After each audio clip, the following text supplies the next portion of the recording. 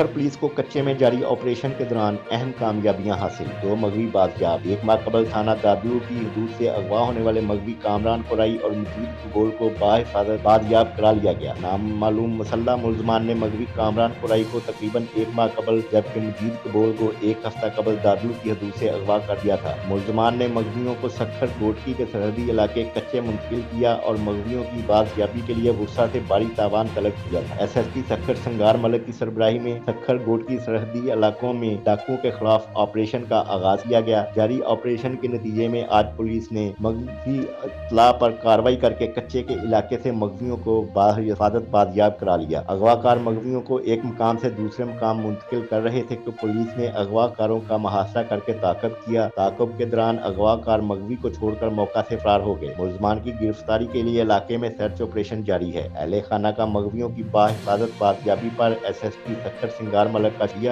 اور نیک تمناؤں کا اظہار کیا۔